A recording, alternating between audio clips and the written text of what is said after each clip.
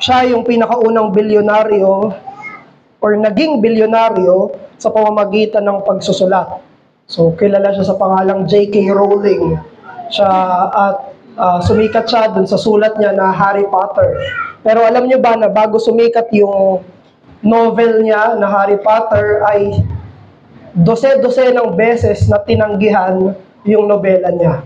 Sobrang dami mga publishing companies niyang pinagpasahan nito, tapos palaging tinatanggihan. So, perhaps, nung naging blockbuster to na novel, siguro yung mga publisher dati napakamot sa ulo. Ay, tinanggihan namin to dati So, pumatok talaga yung nobela niya. Pero doon makikita natin that if we reject a treasure, it would surely make anyone regret us for our previous decision. Pag tinanggihan natin yung isang kayamanan, tinanggihan natin yung isang napakahalagang bagay, siguradong pagsisisihan natin yan sa mga panibagong yugto, sa later in life. Yan yung ginawa ng Israel sa mensahe ng Diyos. Yan yung ginawa ng Israel sa ebanghelyo ng Diyos, both sa Old Testament at sa New Testament. Nireject ng bayan ng Israel yung gospel. Sa Old Testament pa lang, tinanggihan na nila yung gospel. Sa New Testament, pagdating ni Jesus, tinanggihan nila yung gospel. John chapter 1, verse 4, He came to His own, but His own received Him not. Pumunta siya sa sarili niyang bayan. Dala-dala niya, bit-bit-bit niya yung mensahe na kayamanan. Pero nung ginawa ng Israel, tinanggihan siya. Pero kaya ang tanong dito sa magiging passage natin is, tinatanggihan na ba ng Diyos yung Israel? For all the years and years and years and years and years, generations upon generations, tinanggihan nila yung mensahe ng Diyos. Ang tanong ni Paul, ngayon, tinanggihan na ba ng Diyos yung Israel? Kaya tumayo tayo, yan ang tanong na sasagutin natin sa Romans chapter 11, verses 1 hanggang 6. Romans chapter 11, verses 1 hanggang 6. Nasa series tayo ngayon ng 5 solas of the Reformation. Last Sunday ay nagsimula si Pastor Erdy sa Sola Scriptura. Ngayon naman, ang magiging tema natin ay Sola Gratia, by grace alone. Kaya basahin natin, Romans chapter 11, verses 1 hanggang 6. This is the word of the Lord. I ask then, has God rejected His people? By no means, for I myself, an Israelite, a descendant of Abraham, a member of the tribe of Benjamin. God has not rejected His people whom He foreknew. Do you not know what the scripture says of Elijah? How he appeals to God against Israel? Verse 3. Lord, they have killed your prophets. They have demolished your altars. I alone am left, and they seek my life. But what is God's reply to him? I have kept for myself 7,000 men who have not bowed the knee to Baal. So too, at the present time, there is a remnant according to grace. 6. But if it is by grace, it is no longer on the basis of works. Otherwise, grace would no longer be grace. Ito ang salita ng Diyos. Makakaupo na tayo. Pinutol ko na dun sa verse 6. Parang bala ko pa ituloy. Hanggang hanggang verse 10. Yung pinaka-passage natin. So, yun yung question. Tinanggihan na ba ng Diyos yung Israel? For thousands of years na tinanggihan nila mismo yung Diyos, yung message niya. At anong answer ni Apostle Paul? Nireject na ba ng Diyos ng Israel? Ang sabi ni Apostle Paul, no, by no means. Nakita natin yan sa verse 1. Pero, sinigundahan ni Apostle Paul yung answer niya sa pamamagitan ng dalawang arguments. Sabi niya, hindi pa tinanggihan totally ng Diyos yung mga Israelita. Sa pamamagitan ng dalawang arguments. Yung unang argument niya ay sarili niya. Sabi niya sa verse 1, look at me. I am a Jew, but God saved me. Sabi niya, case number 1, ako. Hudyo ako, pero niligtas ako ng Diyos. So basically, ang tinatanong ni Apostle Paul is, wala na bang salvation para sa Diyos? Wala na bang mga Hudyo na maliligtas? Totally na ba na-abandoned na lahat ng mga Hudyo dahil sa national rejection nila kay Jesus? Sabi ni Apostle Paul, no. Kahit ako mismo ay niligtas. Yung mga 12 apostles ay mga Hudyo. Yung mga first na mga disciples ay mga Hudyo. Sa Romans chapter 9, verse 6, pero kinlarify din ni Apostle Paul na within Israel, there are members of true Israel. Sa bayan ng Israel, may mga totoong Israelita, spiritual na Israelita. Sabi niya, within the old covenant nation of God, may new covenant people na nasa loob nun. Within the physical children of Abraham, may mga spiritual children ni Abraham. In short, merong mga maliligtas na Hudyo. Yun ang ibig sabihin ni Apostle Paul. Sabi niya, ako yung case in point number 1. Pangalawang argument naman ni Apostle Paul ay nag-base siya sa Old Testament. Nakita niyo dyan yung binasa natin kay Elijah. Sabi niya, unang ebidensya na hindi pa tinanggihan ng Diyos sa kaligtasan yung mga Israelita, ako. Pangalawa, yung sulat sa 1 Kings chapter 18. So, nagko-quote ng Old Testament si Apostle Paul. Yung kwento sa 1 Kings chapter 18 ay account ni Elijah. Naalala niyo yung famous na event, nakipag-face off si Prophet Elijah dun sa mga priests ni Baal. May pareho silang altar. Sabi niya, kung sinong Diyos yung susunog doon sa mga altar natin, yun ang sambahin niyo. Tapos, yung mga pari ni Baal, ang dami na nagsasayaw na sila, nagdadasal na sila, sinugatan na nila yung sarili nila. Yung altar nila, hindi pa rin tinupok ni Baal ng apoy. Walang nangyari. Dito na yung holy mockery na ginawa ni Elijah. Sabi niya, ano pa yung Diyos nyo? Natutulog ba? Baka nasa banyo yung Diyos nyo. Ayun na. Minak ni Elijah yung mga prophets ni Baal. Tapos, nung siya na, turn niya na, sabi niya, sige, yung altar ko, buhusan niyo pa ng tubig. Binuhusan lang ng tubig. After nabuhusan ng tubig, nanalangin si Elijah at tinupok ng apoy mula sa langit yung altar niya. It's a victorious moment.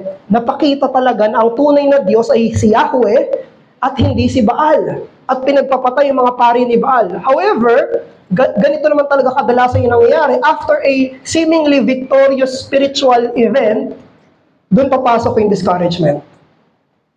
A chapter later, sa chapter 19, doon na na-discourage si Elijah kasi hinabol na siya ni Queen Jezebel para patayin siya. Dito na siya na parang spiritual victory. Yes, panalo kami. Tapos, a chapter later, bagsak na, depressed si Elijah. Sabi niya doon, wala na, ako na lang mag-isa. Sa verse 3 ng chapter 11, tapos nasa 1 Kings chapter 18 yan. Sabi dito, Lord, they have killed your prophets and torn down your altars. I am the only one left, and they are trying to kill me. Sabi ni Elijah, wala na, ako na lang natitirang sumusunod sa iyo, O Diyos. Yun na yung sinabi. Actually, ang sabi nga ni Elijah, sana mamatay na siya. Yun yung sabi ni Elijah, sana mamatay na ako, wala na. Ako na lang sumusunod sa iyo, Panginoon. At alam niyo yung response ng Diyos kay Elijah? Verse 4. I have reserved for myself 7,000 who have not bowed the knee to Baal. In-encourage ng Diyos si Elijah at sinabi niya, mali yung iniisip mong mag-isa kang sumusunod sa akin. Meron pa ako, 7,000. Nireserba ko para sa sarili ko na hindi pa yumuyuko sa idolo na si Baal. So, yun yung second evidence ni Paul. Kaya nag-conclude siya dito sa verse 5. So, argument verse 1 hanggang verse 4. Verse 5, sinagot niya na yung question niya sa verse 1. Nireject na ba ng Diyos yung buong Israel? Wala na bang maliligtas? Main answer, verse 5. So too, at the present time, there is a remnant chosen by grace. Sinasabi dito ng Panginoon ng Panginoon through Paul sa mga taga-Romans na may pag-asa pa sa mga Hudyo. May pag-asa pa sa mga Hudyo. Meron pa dyan na mga hinirang ng Diyos na nasa Israel na sila yung mga tumatanggi kay Kristo, sila yung tumatanggi sa mensahe, pero hinirang sila ng Diyos para kilalanin si Jesus. Para hindi sila ma-discourage. Meron na itinalaga yung Diyos. Merong mga pinili yung Diyos na parang sila yung tumatanggi. Pero later on, tatanggapin nila yung mensahe ng Ebanghelyo. So, kung etong verse 1 hanggang 6, kung para pala sa mga Jews to, ano application sa atin ito? Hindi naman tayo Hudyo. Tayo ay mga Hentil. Totoong para sa mga Hudyo to, pero yung main principle niya, it's applicable for us. It's a universal truth. It's a timeless truth.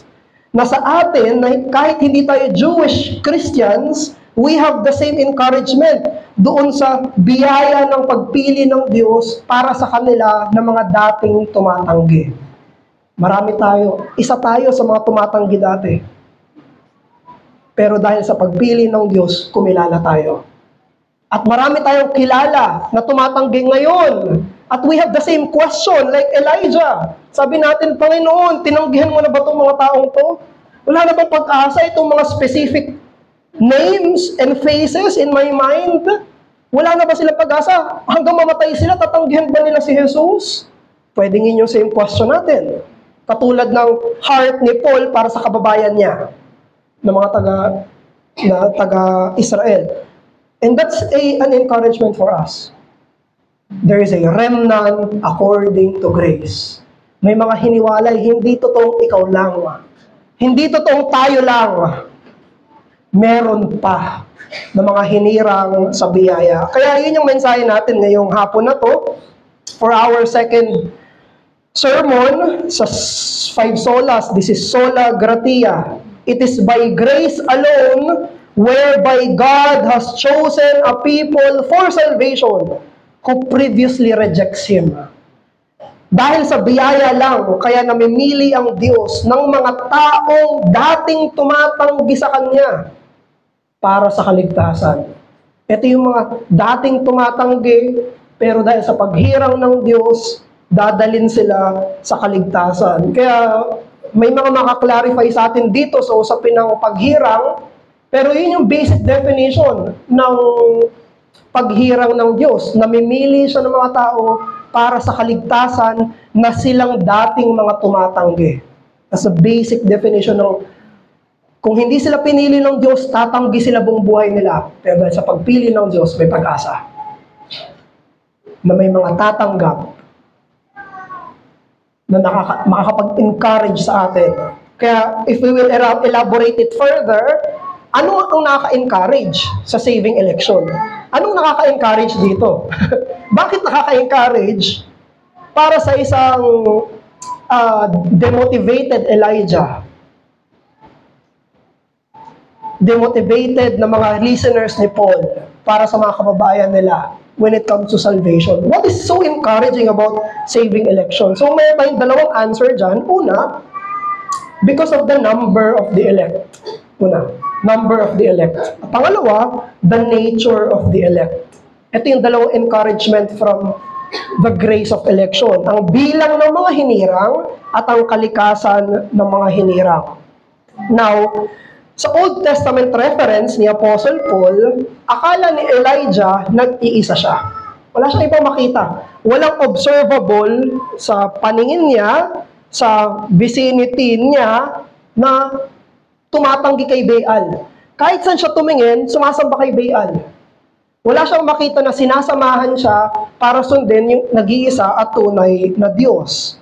Kaya siya in-encourage ng Diyos at gumamit yung Diyos ng numbers. Gumamit yung Diyos ng bilang. Sabi niya, huwag ka mag-alala, merong pang 7,000 na itinabi ako na hindi pa yumuyo ko kay Baal. Pero kung ituturing natin, yung 7,000, parang ang konti nun. Kung ikukumpara yan sa probable na population ng Israel during that time, so perhaps 7 million yung population ng Israel. Isipin nyo. Kunyari, 7 million yung population, ang dami. Tapos yung sinabi ng Diyos, merong 7,000 na itinabi ako na hindi pa yumuyuko kay Baal. Halos wala pang 1% yung sinasabi ng Diyos na yon. At gusto ko rin sabihin na yung 7,000 na yon, probably literal, pero pwede rin na indefinite at symbolic yon. Na hindi exact quantity na 6,999 plus 1 na numbers. It's not the exact quantity. Katulad nung sa Revelation na hindi naman exact na 144,000 yung sinelyohan ng Diyos. Diba? Yun yung nasa Revelation. Yung sinelyohan ng Diyos na tao niya ay 144,000. Hindi naman tayo naniniwala na 144,000 lang ang maliligtas. We do not believe that. But it's symbolic. It's a multiplication of the perfect number 7. Sinasabi lang nung number na yun na there are many. There is a perfection to the salvation of this number. So, whether or not symbolic or literal yung 7,000 na yun, it is, even if it is smaller than the 7 million populace, 7,000 is large enough when compared to the supposed remaining by the disheartened prophet. Sobrang dami pa rin nun. Kasi akala niya mag-isa siya eh. Isipin mo, akala ko ako lang mag-isa. Tapos meron pa pala 7,000. Napakalaking pagtataas sa motivasyon niya yun. Bilang isang propeta na hindi na lang pala siya nag-iisa. Meron pa palang libo-libo na hindi yumuyuko kaysa sa iniisip niya na wala na. So, yun din yung kukunin natin na encouragement from the doctrine of election. It is encouraging to know that the number of the chosen is more than what is humanly expected. Doon natin siya titignan na encouragement. Encouragement na yung number ng pinili ng Diyos, it is more than what you think. It's more than what you think. Ang bilang ng mga hinirang ay mas marami pa sa inaasahan mo. Katulad ng inaasahan ni Elijah. Inaasahan niya siya na lang, inaasahan mo tayo lang, inaasahan mo ganito lang. It's more than that. Pero gusto ko lang sagutin yung tanong na, kasi kadalasan kapag nagba-Bible reading kami or may mga discussions, nasasama itong question na to. Bakit sa gospel narrative, sabi ni Jesus, few who walk in the narrow way, but many walk in the wide way. So parang intimation si Jesus na konti lang yung maliligtas. Kasi konti lang yung lumalakad sa makipot na daan eh. Tapos napakarami nung lumalakad sa maluwag na pinto at maluwag na daan. So parang sa gospel narratives, magkakaroon tayo ng pessimistic point of view na ay konti lang. Pero pag talo naman natin ng Revelation, sabi naman ng Revelation, yung numbers ng mga ililigtas ng Diyos, they are innumerable. You cannot number them. Yun yung promise kay Abraham eh. They will be like the stars in the sky, the sands in the sea. Hindi mo mabilang. So, gusto ko lang i-address yun ngayon. Paano natin ma-reconcile yung dalawa na konti, sabi sa gospel, tapos marami. Sabi sa Old Testament, sabi rin sa Revelation. So, gusto lang nating i-answer yun sa pamamagitan ng comparison. Totoo na mas konti yung mga maliligtas compared sa mga hindi maliligtas. Sa inyong comparison yun, narrow way, wide way. Pero hindi ibig sabihin na mas konti yung mga maliligtas ay kung ano na inaasahan mo konti. Yung inaasahan na konti doon ay sobrang dami. Compared sa mga hindi maliligtas, of course, they are fewer, but when you look at them in their numbers, sabi sa Revelation, they are innumerable. Hindi mo kayang bilangin kung gaano karami yung mga ililigtas ng Diyos. You will be surprised by the numbers ng mga pipiliin niya sa kanyang biyaya. So, ganun lang natin siya i-describe, i-reconcile yung dalawang yon. Kaya sa atin bilang mga Kristiyano, like Elijah, like Paul, we should receive encouragement about the promised multitudes chosen by grace. Kailangan tanggapin natin yung encouragement na sobrang dami ng ililigtas ng Diyos na hindi mo kayang mabilang. Pero, Pastor, saan ko ba makikita yung marami na yan? Saan ko makikita yung marami na ililigtas ng Diyos? Pwede ako magbigay ng 3 answers. Una, sa local church. Una, ikaw sa sarili mo, kala mo, ikaw lang mag-isa, pero pagdating natin ng araw ng pagsamba, hindi pala ako mag-isa lang na lumalakad. Hindi lang pala ako mag-isa nagsisisi. Pati marami pala kaming nagsisisi. Marami pala kaming kumakapit sa Panginoon, sa pananampalataya para sa kaligtasan. Pangalawa, is hindi lang exclusive sa local church natin, maging sa mga ibang local churches. Kaya gagawin din namin ni Pastor Erdy, i-aim namin na magkaroon tayo ng mas maraming fellowship sa ibang mga local churches para baka isipin nyo, ay kami lang. May isipin, kami lang ang ano. Hindi, ang dami pa ng mga kapwa natin, mga mananampalataya sa ibang local churches na ma-encourage tayo, marami pa pala. Ito pa pala sila ng mga nananampalataya rin, nagsisisi rin. Nadadapa rin at kumakapit pa rin sa Panginoong Jesus. Yun yung pangalawa. Pangatlong answer ay katulad nung kay Elijah. Saan mo makikita yung mga maraming ililigtas? Ang answer ay probably hindi mo sila nakikita. Probably ganun din yung sagot sa'yo ng Diyos. Sabihin din sa'yo ng Diyos, I have reserved for myself innumerable who have not bowed the knee to Baal, who repents and believe in the Lord Jesus Christ. At makikita lang natin itong mga taong to sa glory. Pagdating natin at makakasama natin sila, magugulat tayo. Ang dami pala namin Ang dami pala namin niligtas ng Panginoon. Pupunuin natin yung bagong langit at bagong lupa ng mga niligtas mismo ng biyaya ng Diyos. Kaya huwag nating isipin, normally naman talaga na nakaka-discourage yung numbers. Huwag nating alisin sa isipan natin yan. Realistically speaking, may sense talaga na gano'n. Nakaka-discourage yung numbers. But ito yung sinabi ng Diyos. Be encouraged, I have an innumerable people. Nakatulad mo rin, nagsisisit nananampalataya at lumuluhod sa totoo at tamang Diyos. And special consideration nito, lalo na sa times na akala mo ikaw na lang mag-isang sumusunod sa Diyos. This is a special encouragement from God. Kapag saan ka tumingin, iniisip mo lahat sila, puro sarili nilang sinusunod nila, iniisip mo, ako na lang ba ang nagkukonsidera sa kaluwalhatian ng Diyos?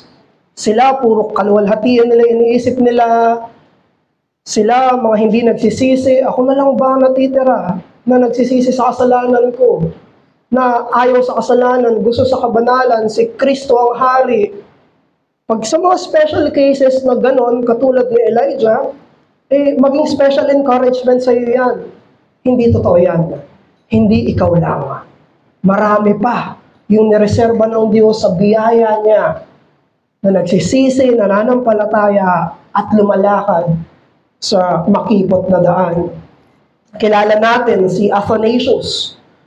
Si Saint Athanasius na nanindigan sa pagka-Diyos ni Kristo.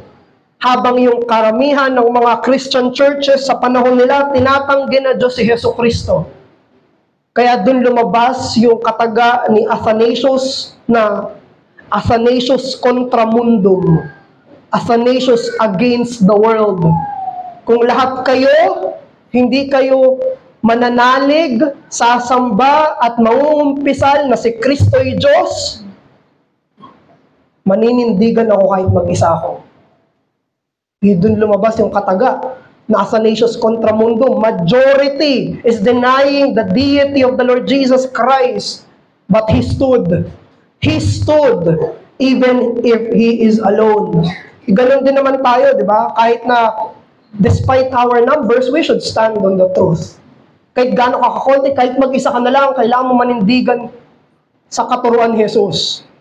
Sa pagsamba sa Kanya, sa pagsisisi sa Kanya, sa pagsunod sa Kanya. Pero sa pagiging mapagbiyaya ng Diyos sa mga puso natin, sinasabihan niya pa rin tayo na hindi ka mag-isa. Hindi mo pwedeng sabihin na Joseph kontra mundum. Hindi mo pwedeng sabihin yon. You cannot say that. Why? We are not alone. There are multitudes who are saved by grace. May marami na mga ililigtas at nililigtas at ililigtas pa ng Diyos para sa sarili niyang kaluwalhatian. Kaya take that as an encouragement, the number of the chosen. You are not alone, we are not alone. Chapter 11, verse 5. So too, at the present time, there is a remnant according to grace. Pangalawa, encouragement, hindi lang yung bilang, kung hindi yung kalikasan ng mga hinirang.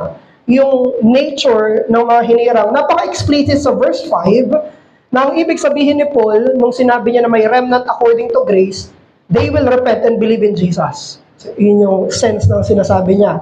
Yung mga nagre-reject na Jews, meron dyan, mananampalataya pa rin. Meron dyan na magsisisi. Case in point nga, yung Acts chapter 2, di ba? Sila yung nag-crucify kay Jesus, nag-reject kay Jesus, pero nung nag-preach si Apostle Peter, they believed. So, case in point yon. So, sabi ni Apostle Paul sa Old Testament, merong mga hindi yumuko sa paanan ni Baal. At kailangan natin i-clarify, hindi sila yumuko sa paanan ni Baal kasi pinili sila ng Diyos.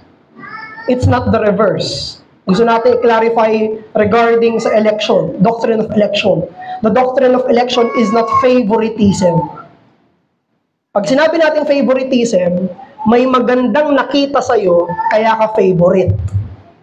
Kunyari, sa mga teacher, may mga estudyante, ay, ang bait-bait nito. O, yun yung favorite niya. O kaya naman, sa mga magkakapatid, o ito yung favorite ko kasi mabait to. Yun yung favoritism. Kasi may something good sa kanya, kaya mo siya pinili. Pero pagdating sa Diyos, hindi ganon. Hindi itong 7,000, sobrang gagaling nito, kaya sila pinili. Actually, baliktad. Ang sinabi ng Diyos, pinili sila, kaya hindi sila lumuhod kay Baal. They were chosen so that they will not bow the knee to Baal. Hindi ito favorite ng Diyos. Pumili siya ng makasalanan, at yung makasalanan na yun, ay maintain niya. Nirestrain niya. Biniyayaan niya. So gusto natin i-qualify yun, ha? Ang election ay hindi namimili yung Diyos ng mga mababait. Ang Diyos ay namimili ng mga makasalanan na pinipreserba niya para sa kaligtasan. Kaya yung reasoning dito ni Apostle Paul na may hope pa. Kanino may hope? Sa mga tumatanggi. Yung tumatanggi, may pag-asa sa kanila. The nation of Israel rejected Christ, but there is hope. Bakit? Ang pinipili ng Diyos, hindi mabubuti. Ang pinipili ng Diyos, mga makasalanan. Na dating tumatanggi, na dahil sa biyaya niya ay kikilala. Kaya sa verse 6, bakit kasama yung verse 6? Sabi sa verse 6, but if it is by grace, it is no longer on the basis of works. Otherwise, grace would no longer be grace. Kaya nga biyaya eh. Hindi dahil may ginawa sila. Biniyayaan sila ng Diyos, kaya sila magsisisi. Biniyayaan sila ng Diyos, kaya sila mananampalataya. Biniyayaan sila ng Diyos, kaya hindi sila yumuko sa paanan ni Baal. Hindi dahil meron silang ginawa. Hindi dahil meron nakita yung Diyos na special sa kanila. So therefore, lahat ng spiritual devotion at loyalty ng mga hinirang ay dahil sa biyaya lamang. All the spiritual devotion and loyalty of the chosen are because of grace alone. Ang election ay doktrina ng biyaya, doktrina ng pag-asa dahil aware tayo na kung hindi namimili ang Diyos, lahat tayo ay tatanggi sa Diyos. That's the essence of sin. Pag sinabi natin kasalanan, at naisip agad natin yung mga grievous crimes, totoo naman yun. Pero yung essence ng sin is rejection of God. Yun yung pinaka-essence ng sin. Pag sinabing kasalanan, ayoko sa Diyos. That's it. boring ang Diyos, ayoko kasama ang Diyos, ayoko pakinggan ng Diyos, ayoko sa lahat ng sinasabi ng Diyos, ayoko sa mga desisyon ng Diyos, that is sin. Yun yung pinaka-essence ng sin. Lahat ng patungkol sa Diyos ay ayoko. Yun yung sin. Hindi lang ito against men, it is against God. Yun yung pinaka-essence ng kasalanan. Kaya masasabi natin, sinabi rin ng Romans chapter 3, verse 10 and following, that all have sinned, no one seeks after God. Walang humahanap sa Diyos. Actually, kinote nga ni Paul yun sa Psalms pa eh. Hindi humahanap, ayaw mismo sa Diyos. Kaya pag pinag-usapan natin yung pamimili ng Diyos, biyaya yun. Kasi in this pool of God rejecting sinners, God chose those who will come to Him in repentance and faith. Kaya sa Acts chapter 13, verse 48, ito yung sinabi. And when the Gentiles heard this, they began rejoicing and glorifying the word of the Lord. As many as appointed to eternal life believed. As many as were appointed to eternal life believed. Kung gaano karami yung pinili para sa buhay na walang hanggan, ay naniwala. In short, kung walang pinili ang Diyos, walang maniniwala. Kung walang pinili yung Diyos, walang magsisisi. Kung walang pinili yung Diyos, lahat tayo nakatalikod pa rin. Bakit? Walang kabutihan sa atin. Walang kabutihan sa puso natin. Tayo ay mga makasalanan. Kaya, ang paghirang ay biyaya ng Diyos. Kaya ikaw bilang Kristiyano, the doctrine of election must strengthen your heart in the face of discouragements. When you observe everyone around you who are rejecting God. Kapag naobserbahan mo, pag-uwi mo ng bahay, at sa pamilya mo, na tinatanggihan nila yung Diyos, pagpunta mo sa trabaho mo, tumatanggi sila lahat sa Diyos, at paglakad mo sa labas ng tirahan nyo, tumatanggi sila sa Diyos, kailangan magkaroon ka ng pagpapalakas sa doktrina ng paghirang. Dahil merong pag-asa para sa kanila ng mga tumatanggi sa Diyos. Hindi pa yun ang katapusan. Hindi pa yun ang wakas. Meron pa rin pag-asa dahil sa paghirang ng Diyos. Do not lose hope for your loved ones who have rejected the gospel thousands of times. Ikaw wala ng pag-asa. Dahil meron pang pag-asa dito sa doktrina ng paghirang. Si Hudson Taylor, naging missionary siya sa mga Chinese.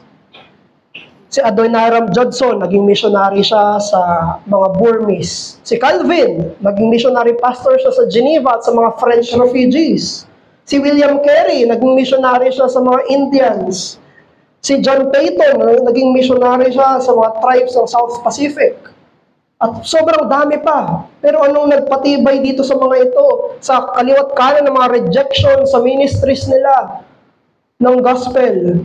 Dahil merong kaligtasan. Dahil merong hinirang ang Diyos. Yun yung pag-asa nila sa pagmimisyon nila. There is the hope of salvation wherever we are providentially placed. At isa sa mga gusto kong pag-isipan nyo, kung sino yung missionary na nakatanggap ng pinakamalaking discouragement. Sino kaya yung missionary na nakatanggap ng pinakamalaking discouragement?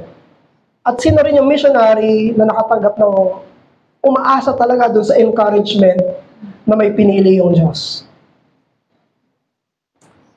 John chapter 1, He came to His own, but His own received Him not. It's the Lord Jesus Christ. Mula sa langit, pumunta siya sa lupa, nagkatawang tao para sa kaligtasan. Tapos tinanggihan siya.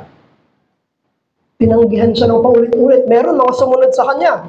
Tapos later on, tinanggihan din siya. Paulit-ulit siyang tinanggihan. Pero anong nagpanatili kay Jesus na ituloy ko to? Bakit ko itutuloy ito kung sa buong ministeryo ko, halos 3 years na nagbiministeryo ako, talikod ng talikod yung mga tao. Nagpe-persecute pa sa akin, ayaw tanggapin yung mensahe ko. Ano yung pag-asa na meron si Jesus? John chapter 6, verse 37, this is the hope of Jesus, and it is the words of His Father. All that the Father gives me will come to me, and whoever comes to me, I will never cast out.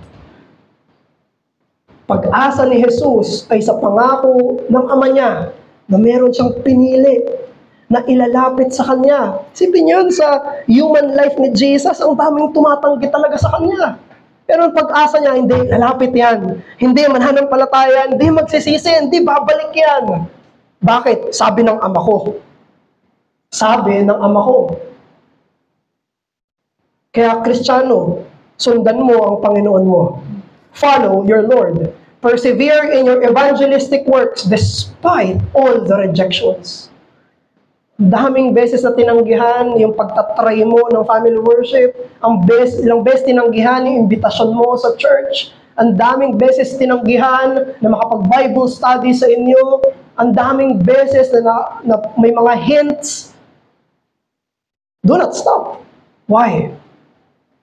Because there is a remnant according to grace. It is not of works. Hindi yan dahil sa mga positive na makikita mo sa kanila. It is of grace. Pero para sa inyo, ng mga hindi pa mananampalataya, sa mga bata, sa mga bisita, sa mga hindi pa Kristiyano, perhaps isa ka sa mga tumatanggi kay Jesus. Perhaps ikaw yung tinuturo dito na may pag-asa pa para sa Kanya. Perhaps ikaw naman yon. Ikaw yung nagtatanong yung ibang tao para sa iyo. At ikaw yung pinag-iisipan, meron pa ba pag-asa para sa iyo? Yung mga kapamilya mo na Kristiyano o kaya naman ay mga miyembro ng ARBC ang nag-iisip sa iyo, may pag-asa pa ba para sa Kanya? Perhaps ikaw to. Gusto kong pag-isipan mo na totoo na yung mga hindi hinirang ng Diyos ay parurusahan ng Diyos sa walang hanggan. Pero gusto kong alalahanin mo na hindi sila parurusahan ng Diyos dahil hindi sila hinirang. Hindi sila parurusahan ng Diyos hindi dahil sa hindi sila hinirang. Parurusahan sila ng Diyos dahil makasalanan sila. Kasalanan ang dahilan at ang hahatulan ng Diyos. Kung magkakaroon man tayo ng takot sa isip natin, hindi yun hinirang ba ako o hindi. Hindi yan dapat na maging takot mo. Ang takot mo, isa akong makasalanan, haharap ako sa banal na Diyos. That's what must terrify you. Ang dapat manginig ka. Ay hindi, pinili ba ako hindi. Manginig ka kasi makasalanan ka. Banal ang Diyos, haharap ka sa Kanya. Kaya hindi usapin ng takot yung paghirang. Ang usaping takot ay yung kabanalan ng Diyos. Kabanalan ng Diyos. Walang ibang, kahit sino makasalanan ang makakalapit sa Kanya, sa sarili niya. Kaya sana, isa ka sa mga kumilala ngayon. Kumilala ka ngayon sa Panginoong Jesus. Lumapit ka sa Kanya sa dinami-daming panahon, oras, buwan, taon na tinanggihan mo siya. Na ilang beses mo naman napakinggan. Bumalik ka na kay Jesus. Lumapit ka na sa Kanya, pagsisihan mo na yan. Na ilang beses mo nang narinig, sana ngayon na ay gawin mo yan. At huwag ka nang magpatumpik-tumpik pa. Come to Christ for salvation and redemption from the wrath of God. Kaya bilang pagtatapos, hayaan yung ulitin ko lang ang mensahe. Election is comforting because He chose to love a multitudes of prodigals, unworthy of His embrace.